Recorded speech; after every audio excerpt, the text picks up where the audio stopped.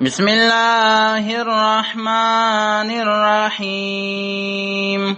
الحمدللہ. نن زمونږه د آنلاین درس قرآن کریم ترجمه او تفسیر 342 نمبر درس دی. نن به ان شاء الله مونږه د سورۃ نمل د آیت نمبر 67 نواله تر آیت نمبر 81 پوری درسي او د شلمې سپاره دویمه رکوع ده. په دې رکوع کې الله تعالی د هغه کافرانو د مشرکانو اعتراضونو جوابونه کړی دي. کله چې پیغمبر علیه السلام وتوي چې تاسو په ما ایمان راوړې او په الله ایمان راوړې او اعمال صالحو کې کو اعمال بد وکړل ګناهونه وکړل نو پس د مرګ ژوند دی دا غینه را پاسېدلی او هغه بیا جهنم او د جنت تتلل والا جوړیږي به خلک.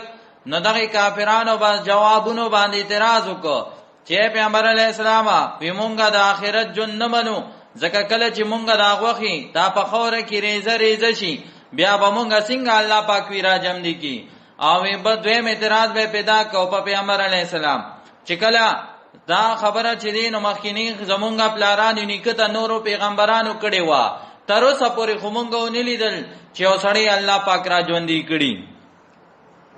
نو الله جوابونه کوي دې رکوع کې چې دا الله فیصله دا یو معینه وي د یو ټیم سره ټاکلې ده او پر لپسې رو بهر یو فیصله را روانه وي. دغه فیصلو په یکدم او په جلده سره د غوښتل او بیا د الله پاک نافذول الله ته سګران نه ده لیکن د الله قانون دی چې د هر یو شی د پاره خپل ټیم مقرر کړی دی او هغه کار او پاغه ټیم باندې کیږي.